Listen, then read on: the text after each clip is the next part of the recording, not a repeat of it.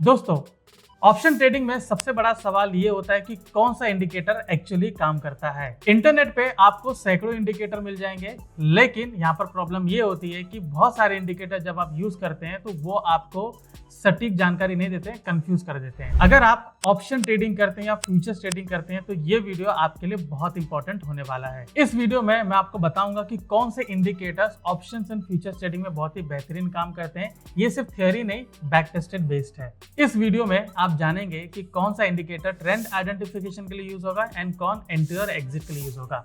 तो चलिए शुरुआत करते हैं, बढ़ते हैं एक सिस्टमैटिक ट्रेड सेटअप की ओर।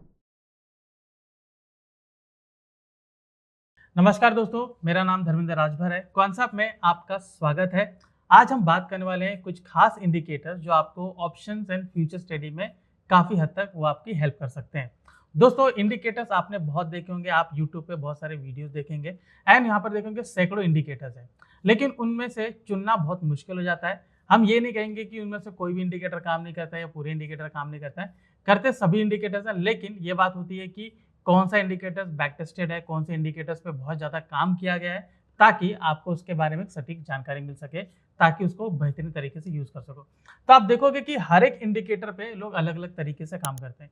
तो आज मैं आपको कुछ इंडिकेटर्स बताने वाला हूँ। आज मैं आपको टेक्निकल इंडिकेटर्स भी बताऊंगा एंड डेटा बेस्ड इंडिकेटर्स भी बताऊंगा, जो आपको आपके ट्रेडिंग जर्नी में काफ़ी हद तक मदद करेंगे। ऑलराइट, तो चलिए बढ़ते हैं। तो यहाँ पर मैं आपको टेक्निकल इंडिकेटर्स कुछ 3 बताऊंगा एंड यहाँ तक कि मैं आपको डेटा इंडिकेटर्स भी कुछ 3-4 इंडिकेटर्स मैं बताऊंगा जो कॉन्सेप्ट की तरफ से आपको मिलने वाले हैं। ऑलराइट, तो सबसे पहले हम बात करेंगे, जब भी हम टेक्निकल इंडिकेटर की बात करते हैं तो दोस्तों चलिए हम पहले कॉन्सेप्ट एप्लीकेशन पे चलते हैं एंड वहाँ पर मैं आपको चार्ट पे लेके चलूंगा एंड वहाँ पर मैं कुछ आपको दिखाने वाला हूँ। तो यहाँ पर हम चलेंगे कॉन्सेप्ट एप्लीकेशन में, हम चलेंगे सीधे चार्ट पर। तो देखिए यहाँ पर मैंने कुछ इंडिकेटर्स यहाँ पर ऑलरेडी लगाए हुए हैं। तो दोस्तों यहाँ पर कौन से इंडिकेटर्स यहाँ पर लगाए हैं एंड किस तरीके से काम करेंगे, इसके बारे में थोड़ा सा डिस्कशन करते हैं।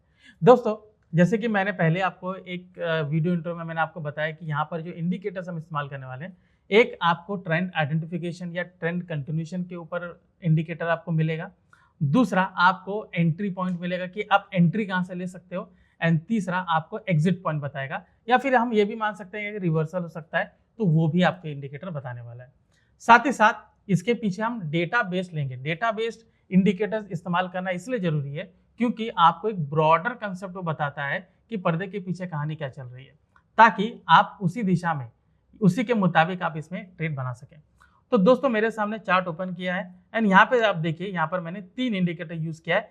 चौथा एक डेटाबेस इंडिकेटर्स है, वो भी मैं आपको इसमें बताऊंगा कि किस तरीके से आप उसका इस्तेमाल कर सकते हैं। तो यहाँ पर जैसे मैंने निफ्टी का चार्ट यहाँ पर ओपन किया हुआ है, यहाँ पर इंडिकेटर देखिए मैंने मूविंग एवरेज लिया हुआ है, मैंने एक सुपर ट्रेंड लिया हुआ है जो कि फ्री ऑफ कॉस्ट है, आपको ट्रेडिंग व्यू में या फिर आप कॉन्सेप्ट एप्लीकेशन यूज करें तो उसमें भी आपको मिल जाएगा। साथ ही साथ मैंने यहाँ पर RSI यूज किया हुआ है। तो तीनों इंडिकेटर किस तरीके से काम करेंगे, थोड़ा इसके ऊपर हम यहाँ पर डिस्कस करते हैं। तो सुपर ट्रेंड, जैसा नाम इंडिकेट कर रहा है कि वो ट्रेंड आइडेंटिफिकेशन की बात कर रहा है। सो दोस्तों, जब भी ट्रेंड कुछ चेंज होता है तो सुपर ट्रेंड पहले वहां पर अपना कलर चेंज करता है। तो जैसे आप देखेंगे यहाँ पर ग्रीन है एंड रेड है, जब तक सुपर ट्रेंड रेड रहता है वहां पर आपको ट्रेंड जो है वो डाउन साइड की ओर इंडिकेट करता है, एंड जब तक सुपर ट्रेंड का जो कलर है वो ग्रीन रहता है, यानी कि इसका ट्रेंड अभी बुलिश है। तो हम हमेशा बुलिश की ओर ही देखेंगे। ये टेक्निकल इंडिकेटर का कहना है। जो भी सुपर ट्रेंड यहाँ पर यूज करता है उनको पता है। इसमें अलग अलग सेटिंग है। बाय डिफॉल्ट आपको 10 and 3 मिलती है। आप इसकी सेटिंग में जाकर ये जो पैरामीटर्स इसको चेंज कर सकते हैं। वहां पर आप देख सकते हैं कि कौन सा पैरामीटर आपको यहाँ पर और भी अच्छे से इस्तेमाल हो रहा है, ताकि सुपर ट्रेंड आप अच्छे से इस्तेमाल कर सको। फिर आते हैं हमारे मूविंग एवरेजेस। ये ट्रेंड आइडेंटिफिकेशन हो गया।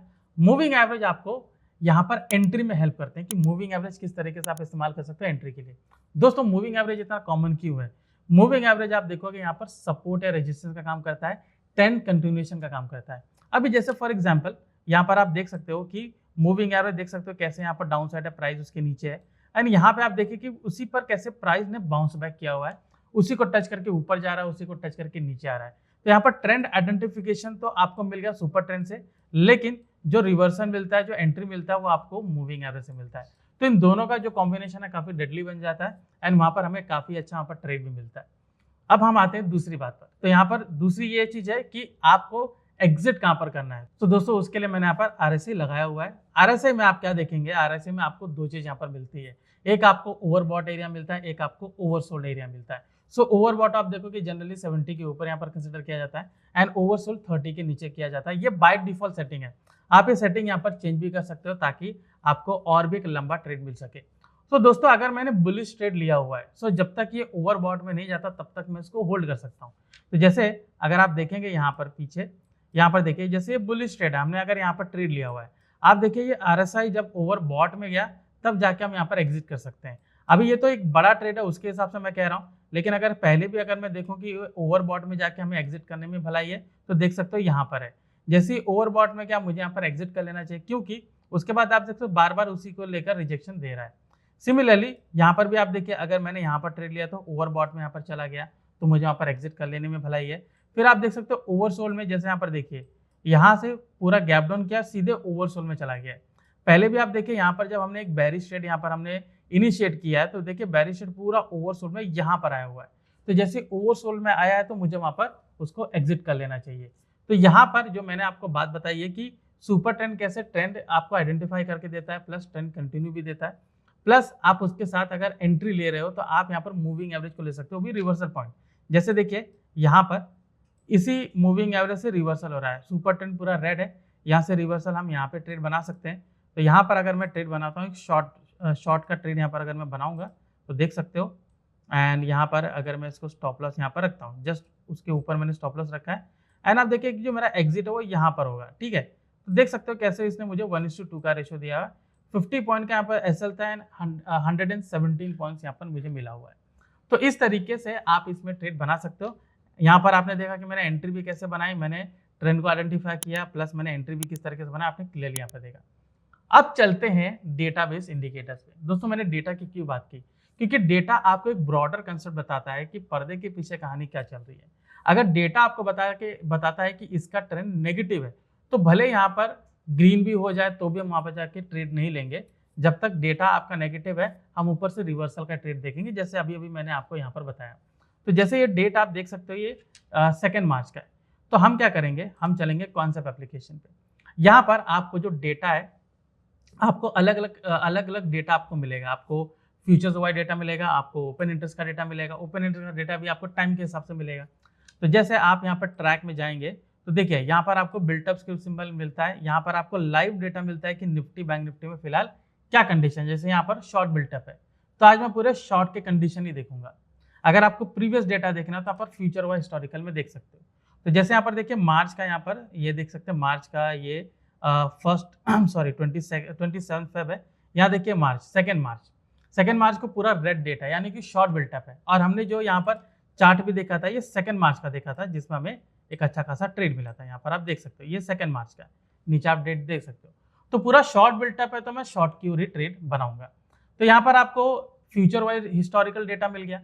आप इसी के साथ साथ आप पीसीआर का डेटा भी देख सकते हैं। एनालिसिस में जाके आप ओवाई पीसीआर हिस्टोरिकल देखेंगे तो यहाँ पर भी आपको डेटा मिलेगा। जैसे देखिए निफ्टी है, यहाँ पर देखिए 27 फेब को यहाँ पर डाउन साइड का इंडिकेशन दिया हुआ था, तब से लेके डाउन साइड है। 2 मार्च 4 मार्च तब से लेके देखिए अभी तक पूरा डाउन साइड है। तो मैं हमेशा बेरिश वाला ट्रेड ही बनाऊंगा, भले थोड़ा सा करेक्शन ऊपर की ओर दे दे, लेकिन मुझे बेरिश वाला ट्रेड ही इसमें बनाना ज्यादा मुनासिब होगा। तो इस तरीके से आप ट्रेंड आइडेंटिफिकेशन कर सकते हो। तो मैंने आपको यहाँ पर 2 इंडिकेटर बताए, एक फ्यूचर बेस बताया, एक मैंने पीसीआर के बेस पर बताया। अगर आपको फ्यूचर का डेटा टाइम वाइज चाहिए, लाइक कि पिछले 5 या 10 या 15 मिनट में किस में फ्यूचर डेटा चेंज हुआ है, तो उसके लिए भी आप ट्रैक में जाके इंट्राडे मूवर्स को चुन सकते हैं। इंट्राडे मूवर्स में यहाँ पर अगर आप फ्रीक्वेंसी चुनेंगे, जैसे 5 मिनट्स है या 15 मिनट्स, तो आपको ये बता रहा है कि लास्ट 15 मिनट्स में किस स्टॉक में डेटा चेंज हुआ है, राइट। अगर आप सेक्टर वाइज स्टॉक को सेलेक्ट करना चाहते हैं तो यहाँ पर ट्रैक में जाके आप बिल्टअप सेक्टर देखेंगे कि कौन सा सेक्टर नेगेटिव है, जो सबसे ज्यादा नेगेटिव है प्राइस के हिसाब से देखेंगे, या फिर आप ओवाई के हिसाब से देखेंगे। जैसे ओवाई के हिसाब से प्राइवेट बैंक्स वहां पर सबसे ज्यादा नेगेटिविटी है, तो आप प्राइवेट बैंक के स्टॉक को यहाँ पर पिकअप करेंगे, राइट। तो इस तरीके से आप मल्टीपल यहाँ पर आप देखोगे मल्टीपल जो एप्लीकेशन है, मल्टीपल टूल्स यहाँ पर यूज करके आप स्टॉक को आइडेंटिफाई कर सकते हो, आप ट्रेंड को आइडेंटिफाई कर सकते हो, एंड उनके मुताबिक आप टेक्निकल इंडिकेटर्स यूज करके आप वहां पर एंट्री एंड एग्जिट बना सकते हो। सो दोस्तों ये था आज का सेशन, जिसमें मैंने आपसे डिस्कस किया कि कौन से इंडिकेटर्स आपको काफी हेल्प करेंगे इंट्राडे ट्रेड में। And Nifty and bank Nifty में आपने देखा कि मैंने आपको कुछ टेक्निकल इंडिकेटर्स बताए, साथ ही साथ मैंने आपको यहाँ पर डेटा पॉइंट के हिसाब से भी कुछ मैंने इंडिकेटर्स बताए। सो जुड़े रहेगा कॉन्सेप्ट के साथ, मैं ऐसे कुछ कॉन्सेप्ट आपके सामने लाता रहूंगा जो आपके लिए काफ़ी यूजफुल, काफ़ी काम कर सकते हैं। तब तक के लिए मैं धर्मेंद्र राजभर, आपका धन्यवाद।